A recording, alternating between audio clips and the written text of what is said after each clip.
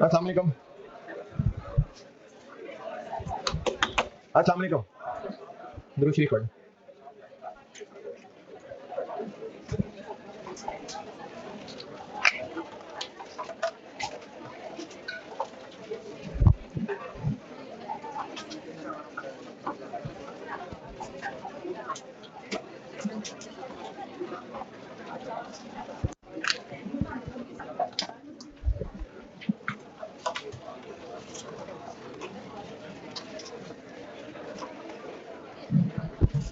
दो सवाल कहीं से करने को किए भी होंगे। एक कर दें आज और। अच्छा, जो पुराने पुराने सवाल भी है ना आई कैप में, ये ट्रेंड चल रहा है पिछले को 2 साल से कि पुराने पुराने सवालों को ना नए कपड़े पहना के तो वो फिर टेस्ट कर लेते हैं, तो इसलिए ये प्रैक्टिस बड़ी जरूरी है। तो एक सवाल कर दीजिए होमवर्क। ऑटम आखिरी होगा मेरी बुक में, ऑटम 5, ऑटम क्वेश्चन 13 या 12 करके कुछ होगा। क्वेश्चन 13 है मेरी बुक में, ऑटम 2005 अटेम्प्ट का। लेबर के 4 ग्रेड दिए में 1 2 3 4, अच्छी कैलकुलेशन है और मिनट्स हैं, और लेकिन अच्छा मुनासिब सवाल है। ये होमवर्क कर देंगे तो आपकी मेहरबानी। एक सवाल दिया था मैंने स्प्रिंग 9, ये वैसा ही था जैसे क्लास में भी किया था। इसमें एक ही पॉइंट होता है, वो एक पॉइंट ये होता है कि जो लेबर, जैसे मिसाल के तौर पर लेक्चर वो अपना लेबर एल है, उसने टोटल आवर्स कितने काम किया 60, और इस 60 में 20 घंटे हैं जो उसने प्रोडक्शन नहीं की है। बेसिक वेजेस और ओवर टाइम ये काम का पैसा है, बोनस इनाम का पैसा है। तो जिसने जितना भी काम किया उसको उसके टाइम के पैसे तो मिलेंगे, चाहे वो डायरेक्ट वर्क है चाहे वो इनडायरेक्ट वर्क है। लेकिन जब उसकी बोनस की कैलकुलेशन होगी कि कितने यूनिट्स कितनी देर में बनाए, कितनी देर में बनाने चाहिए थे, तो उसके लिए 60 की बजाय 40 इस्तेमाल करेंगे। ये था इस सवाल में एक पॉइंट, और इसमें आपने कुछ पूछना है तो पूछा। इसके अलावा एक सवाल दिया था ऑटम 6, मिडवे सर्विसेज, ये हम हैं और हमारा कोई कस्टमर है, कोई टेक्सटाइल मिल है। इस कस्टमर ने हमें मशीनें इंस्टॉल करने को कहा है 4, और इस काम के जो हमें वो पैसे देगा, नहीं बताए कितने हैं, बस कुछ पैसे देगा। हमने ये काम आगे अपने इंजीनियर्स को सौंप दिया। इन इंजीनियर्स को हमने बेसिक वेजेस भी देनी है और प्लस इनको बोनस भी देना। रिक्वायरमेंट ए इसके हिसाब से पूछा हुआ है कि हर इंजीनियर बताए कितनी टोटल कमाई कर रहा होगा। इसमें जो अंग्रेजी में मसला होता है कौन को, वो मसला ये होता है कि ये जो स्टैंडर्ड आवर्स की पेमेंट कही हुई है, मैं बल्कि इसकी वर्डिंग से बताता हूँ।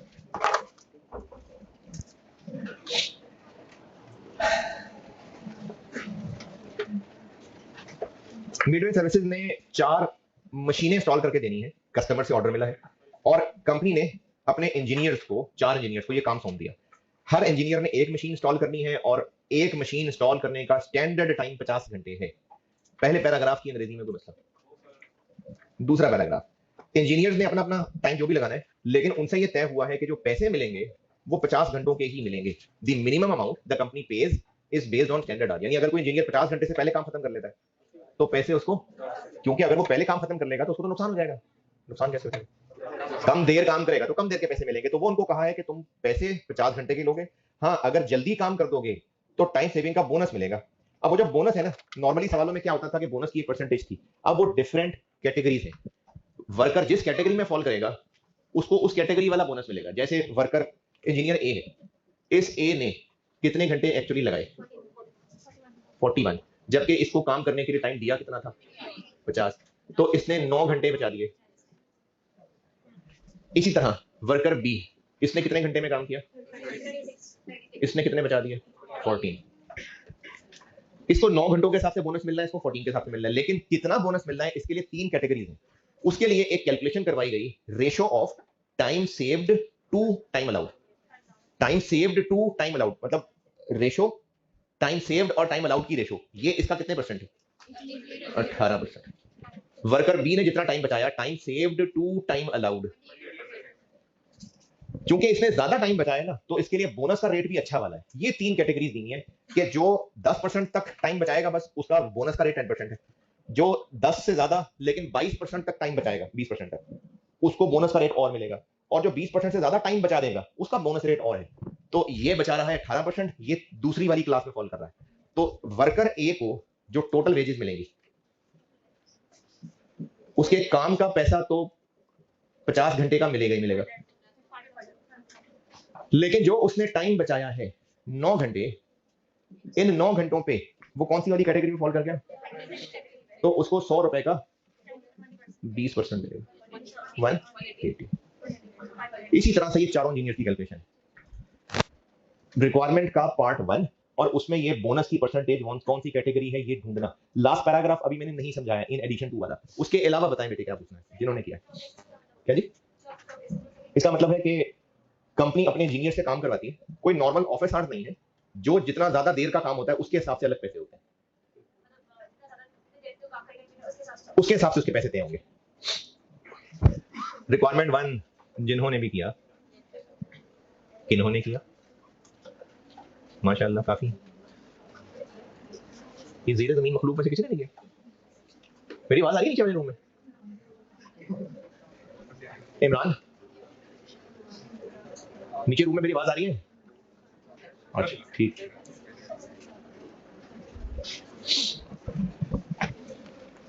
अच्छा, इसमें ये जो बोनस की अंग्रेजी लिखी हुई है, ये लिखी हुई है 10% of time saved into early rate, या 20% of time saved into early rate.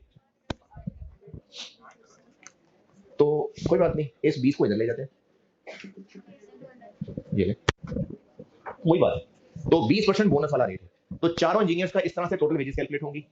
Requirement 2 क्या है? रिक्वायरमेंट 2 ये है कि हमें कस्टमर से इन 4 मशीनों के इंस्टॉल करने के कितने पैसे मिल रहे, नहीं बताए, नहीं बताए, लेकिन कस्टमर कोई तो पैसे तय हुए होंगे ना, कस्टमर ने हमें कोई तो पैसे देने होंगे, कस्टमर ने जो पैसे तय हुए हैं वो तो देने ही हैं। In addition to this customer हमें 150 पर आवर बोनस भी देगा। ये 150 पर आवर हमने इंजीनियर्स को बोनस देना है? नहीं, कस्टमर ने हमें बोनस देना है। In addition to the agreed amount the customer has agreed to pay the company. Customer ने कंपनी को 150 का बोनस देना है, जितना टाइम सेव होगा। तो चारों ने जितना जितना टाइम सेव किया, कस्टमर को वो टाइम सेव होकर नजर आ गया, तो 150 कंपनी को बोनस मिलेगा। इन एडिशन ना, जो पैसे मिलने हैं उसके अलावा है ये। अगर ये बोनस ना होता तो कंपनी ने अपने इंजीनियर्स को वेजेस तो देनी थी, लेकिन चूंकि कस्टमर कंपनी को इंसेंटिव दे रहा था कि जल्दी काम कर लो, तो कंपनी ने फिर अपने इंजीनियर्स को भी ये इंसेंटिव दिया। अगर रिक्वायरमेंट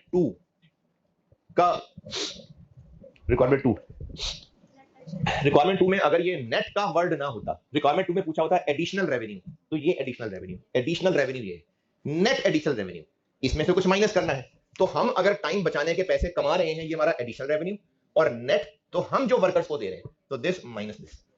ये रिक्वायरमेंट 2 है। जिन्होंने भी किया है और कुछ पूछना है तो पूछे।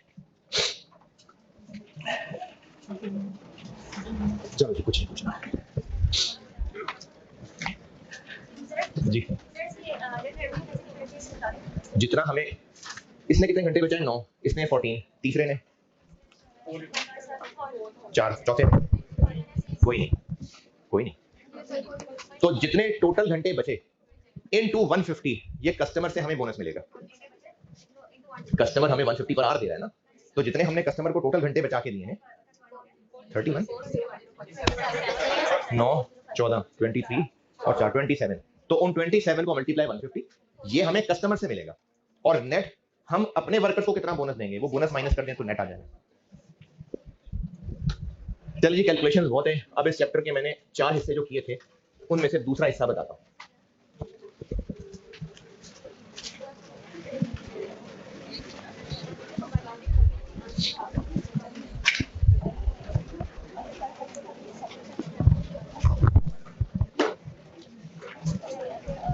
इस चैप्टर के मैंने 4 हिस्से किए थे, तो दूसरा हिस्सा बता रहा हूं, अकाउंटिंग फॉर लेबर कॉस्ट।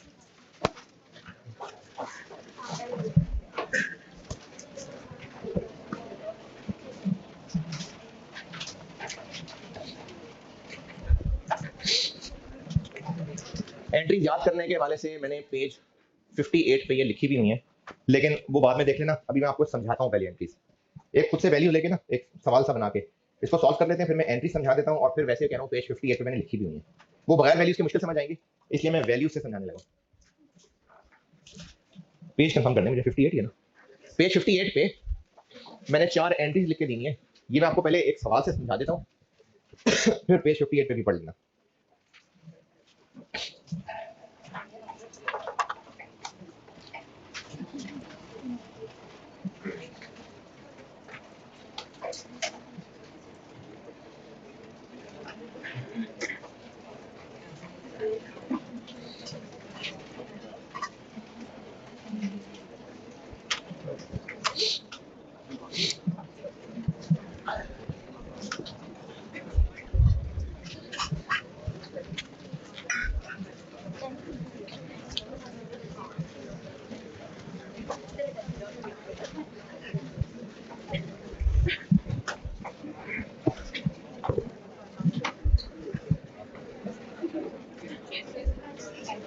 ये हेडिंग देख ली ना, जो लोग सोए हुए थे, दोबारा बता रहा हूँ, इस चैप्टर के मैंने 4 टुकड़े बांटे थे, कैलकुलेशंस बस काफी हैं, अब उनकी डेबिट क्रेडिट बताने लगा हूं।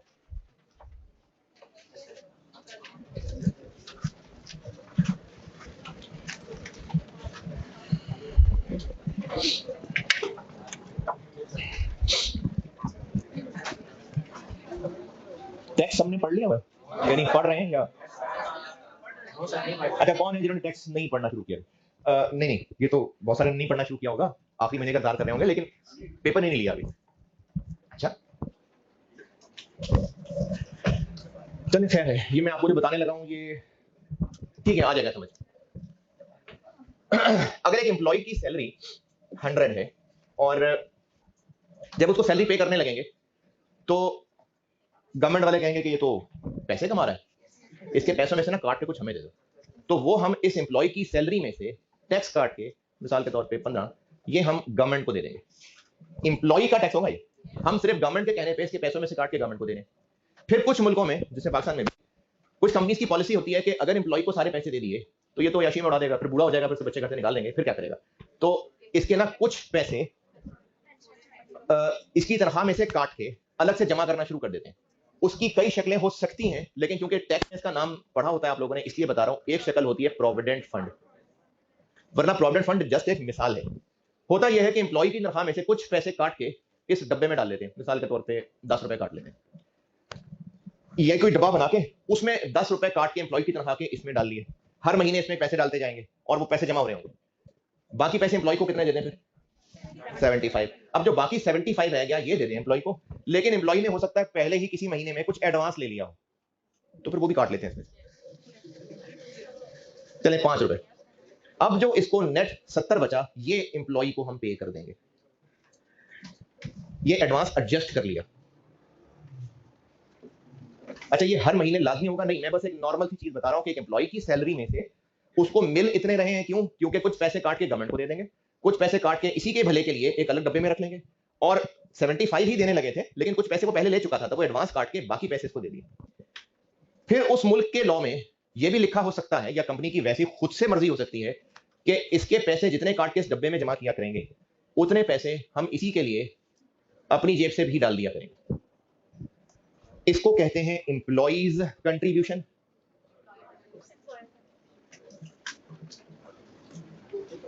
और इसको कहते हैं एम्प्लॉयर्स कंट्रीब्यूशन।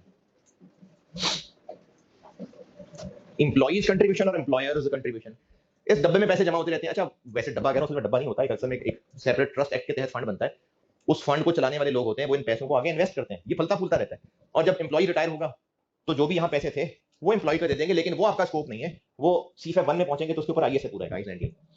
अभी जितनी बात बता रहा हूं वो ये है कि एम्प्लॉय की सैलरी इतनी, उसमें से कुछ डिडक्शंस होने के बाद बाकी पैसे एम्प्लॉय को मिलते हैं, और इनमें से एक मिसाल प्रोविडेंट फंड है। इस मिसाल के तहत ये बताएं कि ये एम्प्लॉय एम्प्लॉयर को कितना कॉस्ट कर रहा है, यानी एम्प्लॉय को तनख्वाह देनी है ना, तो एम्प्लॉयर का टोटल एक्सपेंस कितना? 70, 110, लेकिन एम्प्लॉय को तो सिर्फ 70 जा रहा है।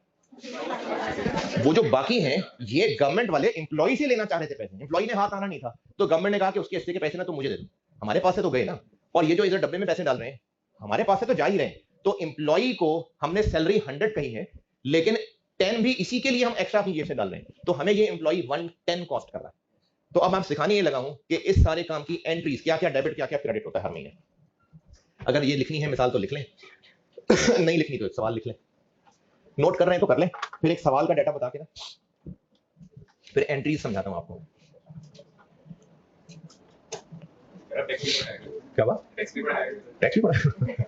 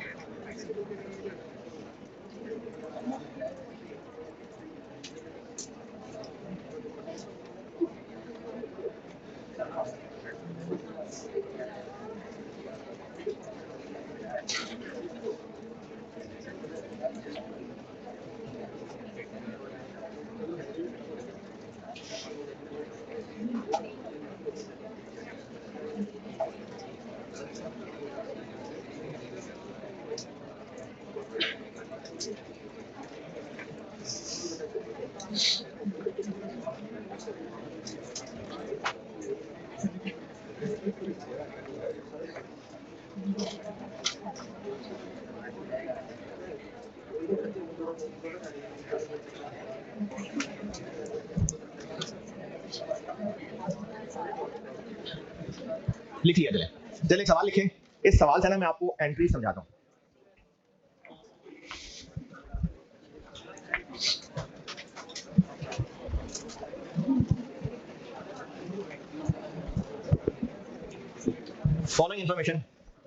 Following information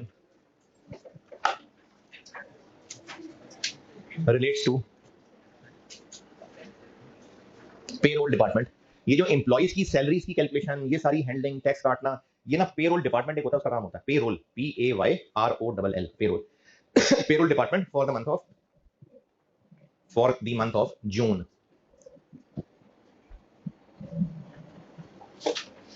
अच्छा, मेरे इस तरह बोलने से ना मुझे लग रहा है कंफ्यूजन ना हो गई हो। जिस तरह हम ओवरहेड में डिपार्टमेंट्स होते थे, तो ये उस तरह पेरोल डिपार्टमेंट का डाटा नहीं है। पेरोल डिपार्टमेंट एक कंपनी में होता है जिसका काम होता है सारी कंपनी के एम्प्लॉइज की कैलकुलेशन करना। तो एक्चुअली सारी कंपनी की एम्प्लॉय की कैलकुलेशन बताने लगा। ठीक है, ये पूरी कंपनी के एम्प्लॉइज का डाटा है। वो जो एक काम कर रहे होते हैं वो पेरोल वाले लोग होते हैं, इसलिए मैंने पेरोल डिपार्टमेंट कह दिया। Number 1,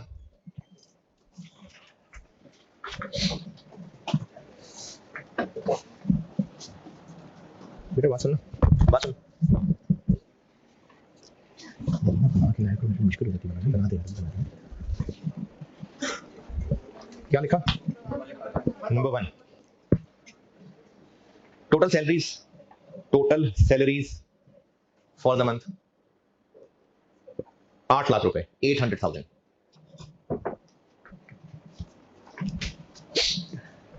next, advances against salaries paid during the month,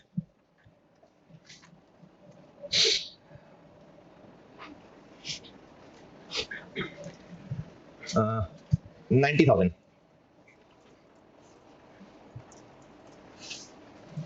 Next one.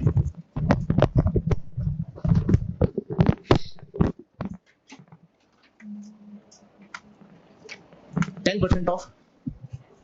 percent of salaries is deducted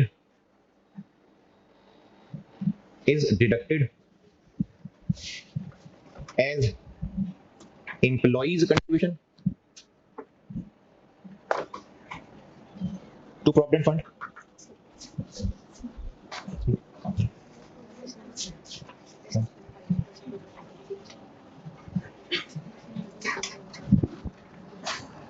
अच्छा, एक्टिविटी बेस्ड कॉस्टिंग का टेस्ट आप आज ही दे देना चाहिए, नहीं कल।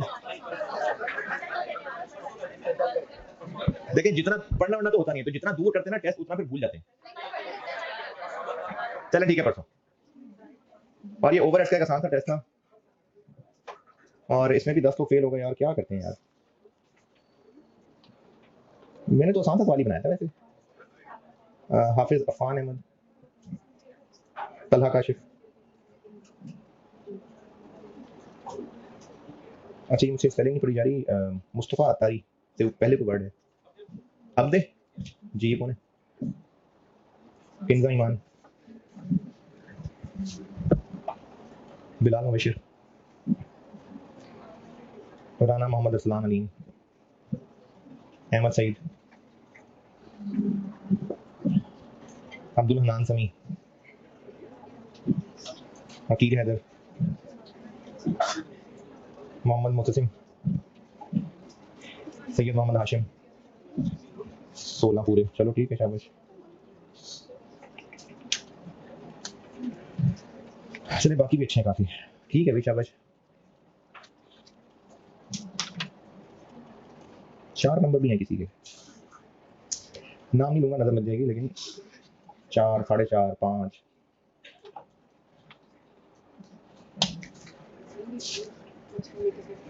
ये भी नहीं।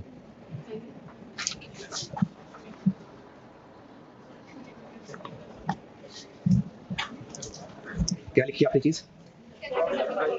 10% of Salaries is deducted as employees' contribution to provident fund, and same amount is contributed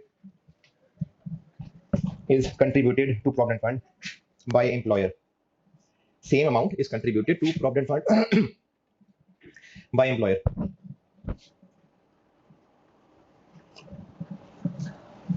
Next point.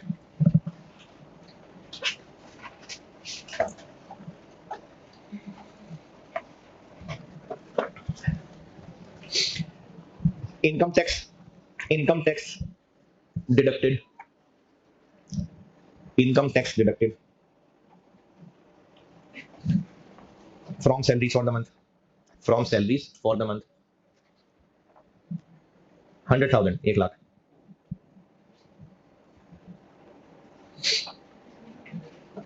Next point.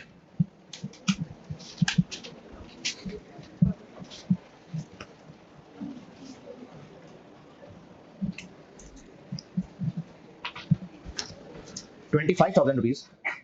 25,000 was deducted from current month salaries. Deducted from current month salaries in respect of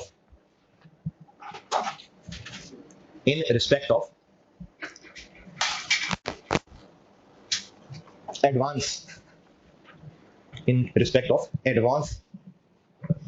paid against salary in prior months. Advance paid against the salaries in prior months. Next. Total labor cost comprises of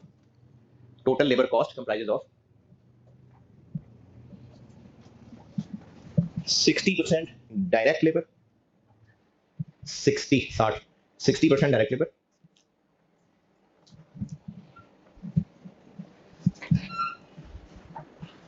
25% indirect labor, 25%, and 15% office employees. ये जो admin selling के लोग होते होंगे ये उन लोगों के हैं. और लास्ट लिखें all payments were accordingly made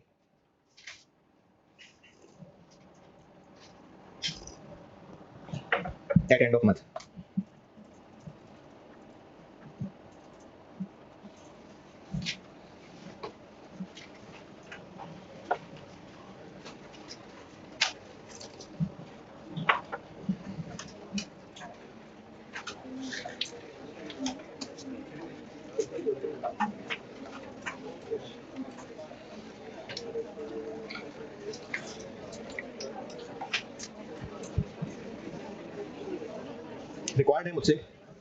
required है जून के महीने की सारी general entries in respect of June के महीने की सारी जनरल एंट्रीज रिक्वायर्ड है.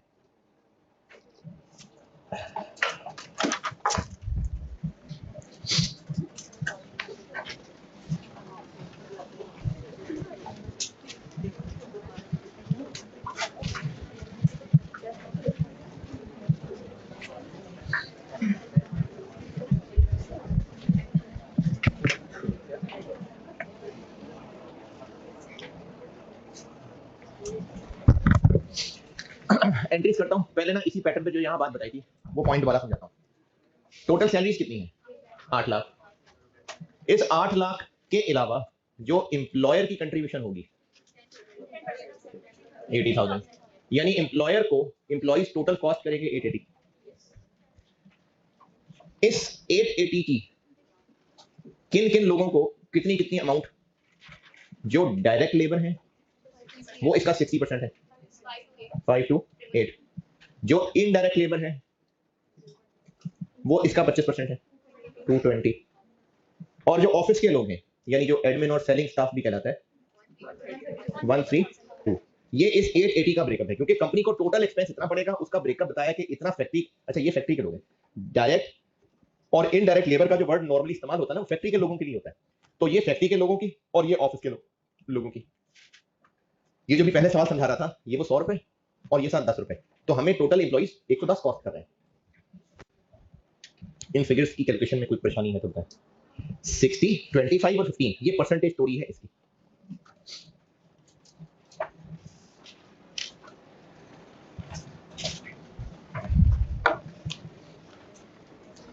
अब ये जो टोटल है, टोटल जो कॉस्ट है यही 880, इसमें से अल्टीमेटली एम्प्लॉइज तक कितनी पहुंचनी है? अच्छा फंड को कितनी चली जाएगी? हाँ जी 160,000। 160 क्यों 160? क्योंकि मैंने 8 लाख में से 10% का काटना बताया था, ये 80 उसके अलावा है, तो अभी मैं 880 की बात कर रहा हूं। एम्प्लॉई की तरफ इतनी, इसमें से भी 10% कट के जाना है प्रोविडेंट फंड में, और ये भी इधर ही जाना है, तो 880 में ये हो गया ना शामिल। तो इसमें से डब्बे में कितना डलना है? 160। और क्या कटने हैं पैसे? टैक्स कटना है कितना? 100,000। फिर एम्प्लॉइज ने पहले कभी पैसे ले लिए थे, वो भी काटने हैं उनके 20। ये बाकी पैसे हैं जो एम्प्लॉइज को हमने पैसे देने हैं।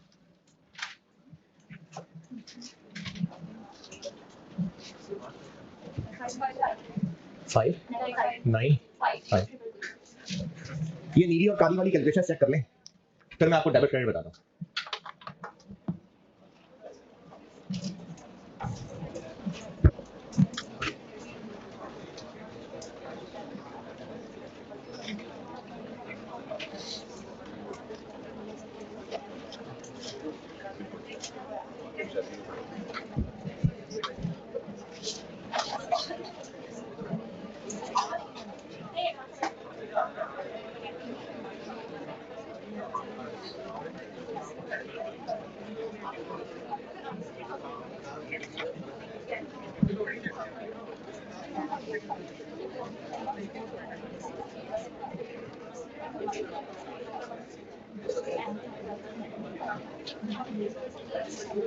है जी, ये नीली वाली कैलकुलेशन में बताएं कोई परेशानी? अगर किसी मासूम इंसान को लग रहा है कि वो जो पहली लाइन में मैंने लिखवाया था, दूसरी में पता नहीं एडवांस, वो यहां क्यों नहीं लिखा?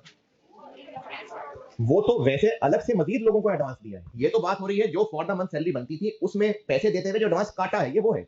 जो दूसरे पॉइंट में लिखवाया था वो थे जो इस महीने और दिया होगा लोगों को एडवांस, तो वो यहां पर एक्सपेंस फॉर द ईयर में, फॉर द मंथ में तो नहीं आएगा। कौन सी परसेंटेजेस?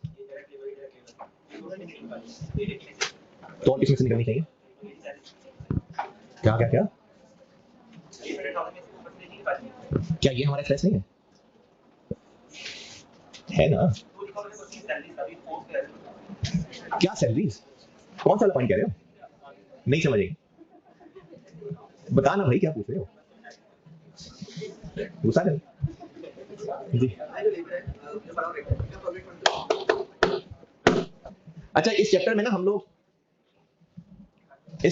फैक्ट्री के लोगों की मेनली कैलकुलेशन कर रहे हैं, उसमें डायरेक्ट लोग भी शामिल है, इनडायरेक्ट भी शामिल है।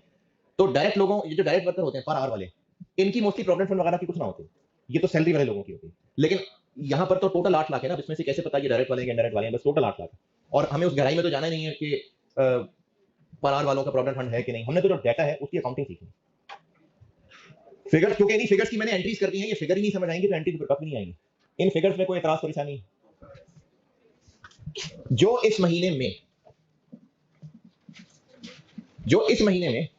एडवांस पे किया है, तो एडवांस पे करते हैं जब किसी को, तो उसको एडवांस कहते हैं इसलिए क्योंकि पहले पैसे दे रहे हैं। तो एडवांस देना किसी को, इससे हमारा एसेट बन रहा है, एक्सपेंस बन रहा है, एसेट। तो एडवांस दे रहे हैं हम, उससे एडवांस टू एम्प्लॉइज या एडवांस अगेंस्ट सैलरीज दोनों ठीक है। ये एसेट डेबिट और कैश क्रेडिट, कितना एडवांस दे रहे हैं? 90,000। और नरेशन लिख दें तो ठीक है, ना लिखें तो कोई मसला नहीं है, इसके कोई नंबर नहीं होते। एम्प्लॉइज को एडवांस दे दिया, जरूरी नहीं है हर महीने दिया जाता हो, मैंने तो बस वैसे लिख दिया कि अगर देते तो ये एंट्री करें।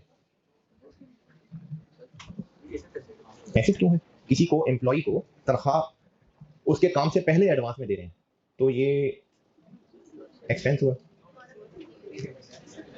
एम्प्लॉय को तनख्वाह देनी थी जब उसने सर्विसेज दे देनी थी, तो हमारा वो सैलरी एक्सपेंस होता।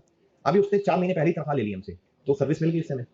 नहीं मिली ना, तो वो एक्सपेंस तो नहीं कह सकते, प्री पेमेंट है ये। अच्छा, जितनी सादी सीधी काउंटिंग आती है, महीने के एंड पे अगर अभी पैसे नहीं दिए तो सैलरी की क्या एंट्री होनी चाहिए? सैलरी एक्सपेंस डेबिट, और पैसे नहीं दिए अभी, पेएबल क्रेडिट ना, तो बिल्कुल ऐसे ही है, एक्सपेंस डेबिट और पेएबल ही क्रेडिट करने लगा। लेकिन एक्सपेंस को जो डेबिट करना है वो फैक्ट्री के लोग अलग हैं और ऑपरेटिंग एक्सपेंसेस वाले लोग अलग हैं, तो इसलिए इस डेबिट को मैं 2 हिस्सों में तोड़ने लगा। फैक्ट्री वालों को अलग कर लेते हैं जिसको कहते हैं वेजेस कंट्रोल, और ऑफिस वालों को अलग कर लेते हैं, ऑपरेटिंग एक्सपेंसेस भी कह सकते हैं, एडमिन एंड सेलिंग कॉस्ट भी कह सकते हैं। फैक्ट्री वाले लोगों का जो सैलरीज वेजेस का अमाउंट बनता है वो अलग एक्सपेंस है, और ऑफिस वालों का अलग है, क्योंकि ये तो मैन्युफैक्चरिंग कॉस्ट के अंदर जाना होता है। तो ये दोनों मैंने करने में 880 को डेबिट लगा, लेकिन 2 अलग अलग टुकड़ों में। ये कितना बना? तो 748,000 फैक्ट्री के लोगों का एक्सपेंस और 132,000 एडमिन सेलिंग कॉस्ट। ये मैंने सैलरी एक्सपेंस डेबिट किया है, लेकिन सैलरी एक्सपेंस के नाम से नहीं, जो फैक्ट्री के लोगों की सैलरी है वो वेजेस कंट्रोल के नाम से, और जो ऑफिस के लोगों की है उसको ऑपरेटिंग एक्सपेंसेस का नाम भी लिख सकता था, एडमिन एंड सेलिंग सैलरीज भी लिख सकता हूं। ये हो गया एक्सपेंस डेबिट। और अब क्रेडिट क्या करना है? अभी कैश नहीं दिया तो पेएबल। अच्छा, पेएबल भी ना हमारे 3 अलग अलग लोगों को है। जो गवर्नमेंट को देना है उसका अलग पेएबल बनेगा, विदहोल्डिंग टैक्स पेएबल। गवर्नमेंट को कितने देने हैं, इसका अलग पेएबल बनेगा। प्रोविडेंट फंड के डब्बे में कितने देने हैं, 160, उसका अलग पेएबल बनेगा। और बाकी किसको देने हैं, एम्प्लॉइज को। लेकिन एम्प्लॉइज को देने वालों में से हम इतने पैसे काट रहे हैं, क्यों काट रहे हैं? क्योंकि पहले एडवांस दे दिया था, जब कभी एडवांस दिया था तो एडवांस डेबिट किया होगा, और अब जब वो पैसे एडजस्ट हो रहे हैं तो एडवांस क्रेडिट हो जाएगा।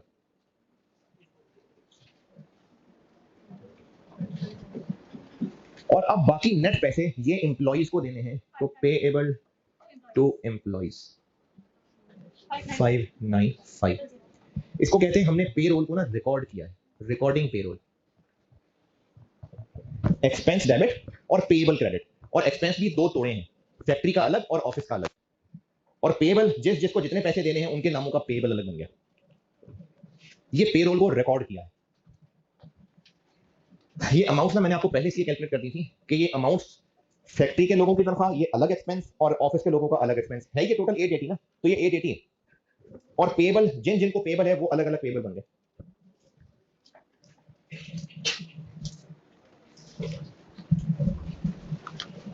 ये जो वेजेस कंट्रोल है ये एक शॉपर अकाउंट है, ये एक शॉपर था। अब हम अगली एंट्री में इसको शॉपर से निकाल के फैक्ट्री के लोगों को 2 हिस्सों में बांटेंगे। कौन कौन? डायरेक्ट और इनडायरेक्ट। इन्वेंट्री वाले चैप्टर में भी बगैर रीजन के बस रट्टा ही लगाया था, यहां भी बगैर रीजन के रट्टा है। आगे चैप्टर आएगा तो वजह बताऊंगा। डायरेक्ट लोगों का खर्चा जाएगा वर्क इन प्रोसेस इन्वेंट्री में, और इनडायरेक्ट लोगों का एफओएस कंट्रोल। ये क्यों होते हैं, क्या होते हैं, ये अगले चैप्टर में जब डबल एंट्री करानी है तब जवाब है इसका, अभी बस जवाब ही आपको। तो जो फैक्ट्री का खर्चा है ये इस एंट्री में शॉपर डेबिट किया था, अब शॉपर खोल लिया तो शॉपर कर देंगे क्रेडिट, और इसको खोल के इन दोनों में अलग अलग डेबिट कर देंगे। डायरेक्ट वर्कर्स की salary wages work in process inventory में, और इनडायरेक्ट लोगों की सैलरी वेजेस एफओएच कंट्रोल में। 528 इसको कहते हैं पे रोल को हमने चार्ज कर दिया, charging of payroll. Expense debit payable credit, लेकिन एक्सपेंस फैक्ट्री का अलग ऑफिस का अलग, और फैक्ट्री वाला भी अभी नहीं तोड़ना डायरेक्ट इनडायरेक्ट में, ये अलग एंट्री में तोड़ना, बस एक फॉर्मेलिटी है समझे कि एक टेम्पररी वेजेस कंट्रोल नामी अकाउंट इस एंट्री में डेबिट आया, फिर उसको फैक्ट्री के वर्कर्स में तोड़ दिया अलग अलग। इवेंचुअली ये एक्सपेंस ही है, लेकिन डायरेक्ट लोगों को वर्क इन प्रोसेस इन्वेंट्री में डेबिट, क्यों अगले चैप्टर्स में आएगी बात।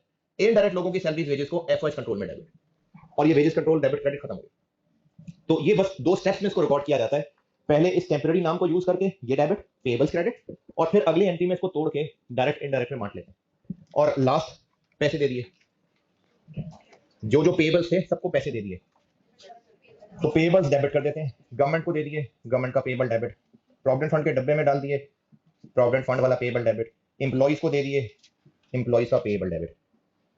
कितने कितने दे दिए, 100, 160, 595, और कैश क्रेडिट।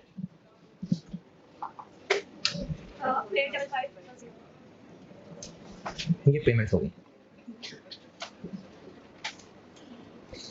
ये पेज 58 पे ये 4 एंट्री हैं जो मैंने लिखी हैं।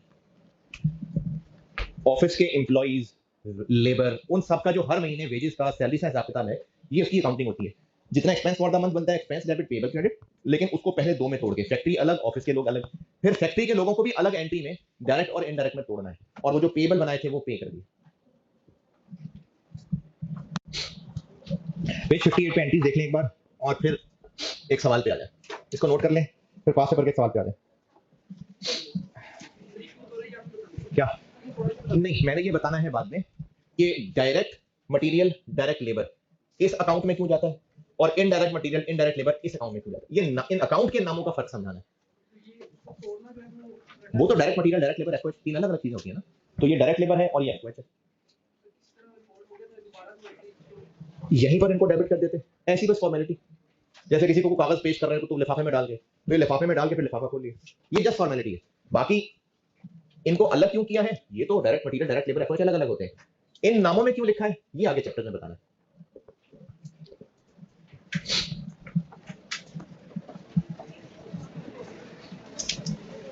ये नोटेड। एक सवाल पढ़ लें, उसकी कैलकुलेशन करा देता हूं, एंट्रीज फिर कल कराऊंगा, और ये बहुत है चैप्टर, कल से प्रोसेस कॉस्टिंग शुरू कराऊंगा इंशाल्लाह। अभी एक सवाल कह रहा हूं पढ़ने को। पाक एयर के नाम से सवाल होगा, ऑटम 2006।